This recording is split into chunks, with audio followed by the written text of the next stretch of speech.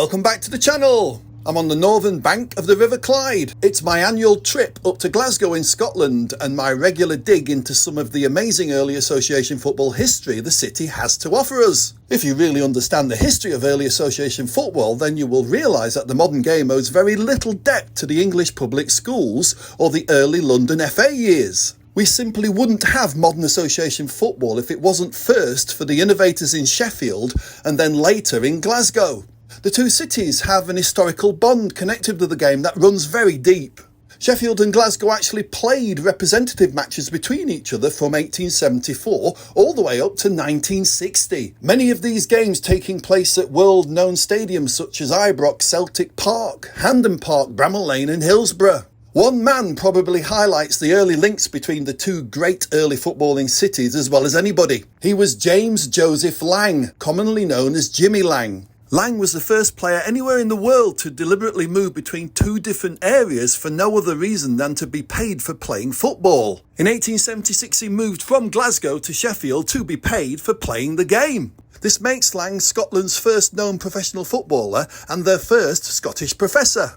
It's difficult making a video about Lang since there are no known photographs of him anywhere. However, other images can help paint his story, so bear with me. Also, before we start, a massive thanks to the Scottish Football Historians Group for their help in finding the hard-to-discover details of Lang's early and later life in and around the Glasgow area. Lang was born in March 1851 in Scotland. His father worked at the Calico Printworks in Lennoxtown when Lang was just 1 month old, so it's highly likely that this was also his birth town. When he was about 10 years old, the Lang family moved to Hodgson Town in the Gorbals area of South Glasgow. As a young man, he worked in this Clydebank shipyard, then owned by J&G Thompson's. The yard was later owned by John Brown and Company, who also owned factories in Sheffield. It was here in 1869 that Lang lost his sight in one eye while at the yard working. He became registered officially blind and disabled. Lang was Catholic, and on the 7th of December 1874 he married Mary Doherty. The ceremony took place at St Francis Chapel, Cumberland Street, the Gorbals in Glasgow's southern East End. First reports of his footballing came at age 22 in 1873 for Easton and Clydesdale. Clydesdale's ground then was Kinning Park in South Glasgow. Lang would have played much of his early football for Clydesdale at this ground.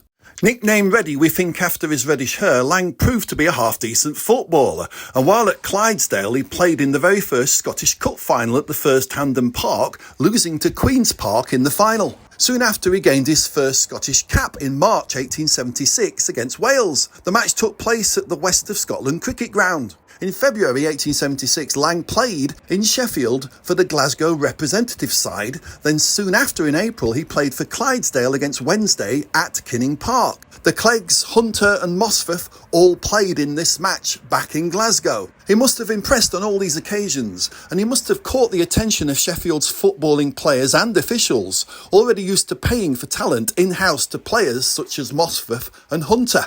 During the 1876 season, Lang joined Third Larnock, but it appears he didn't stay long, since at some point between October and November he permanently left Glasgow for Sheffield. Lang himself claims to have joined Wednesday in October 1876, but the first mention of his name anywhere in match reports came on the 25th of November for a Wednesday versus Hallam match. While in Sheffield, he also turned out for other local sides such as Chesterfield Spittal FC. The evidence tells us Lang moved to Sheffield just to play football and be paid for it. Others had moved earlier. Peter Andrews moved south in the summer of 1876, but the evidence suggests this was primarily for his work, not to be paid to play football. Anyway, Andrews' first games were in Leeds and playing rugby.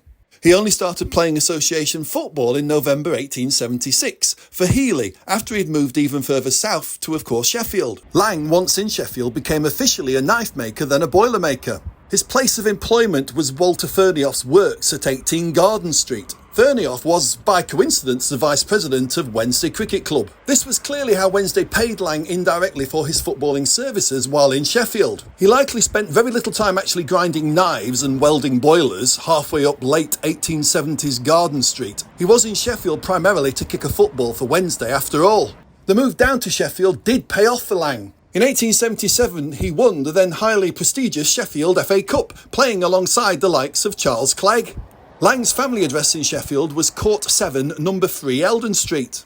His family must have been with him in Sheffield since his son, born in 1879, was baptised at St Marie's Catholic Church, now the Cathedral on Norfolk Row. The year in Sheffield 1876 to 1877 was then followed by a period when Lang would ensure he played at least important matches for Wednesday, while making trips north to also play games in Glasgow. In October 1877, he is recorded playing for Third Larnock, then later for Clydesdale once again. It seems from late 1877 to 1881, Lang chose to migrate between the two cities to get games. How many were for money is unclear, but we do know Lang, like others, played for payments whenever the opportunities arose. He, along with other Sheffield players, took part in the infamous Zulus team tour of 1879 to 1880 for at least so-called expenses payments. Despite his migrating, Lang was officially a player at Wednesday for 7 years, right up to 1883. One notable match took place at St John's Rugby Club, Fartown in Huddersfield. This was the 1882 FA Cup semi-final between Wednesday and Blackburn Rovers. It was the first ever semi-final to be played away from the Kennington Oval. The game involved not just Lang, but also other early notable professionals such as Hunter for Wednesday and of course Souter for Blackburn.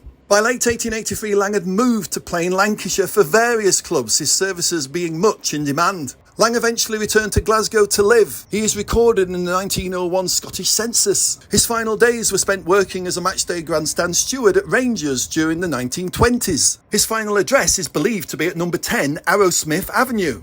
He died on the 14th of July 1829, aged 78, at Stob Hill Hospital. The irony of all this is that Sheffield's principal fight against professionalism is regularly given as the reason the town lost its influence on the game's 1880s developments. In reality, professionalism in football was born in Sheffield during the 1870s. The game's earliest professionals, including those that moved from elsewhere, such as Lang, are to be found within its incredible football heritage story. Many eventually came south from Scotland to help write football's fascinating early history story, but the first was Lang. He was the first true Scottish professional footballing professor. Till next time.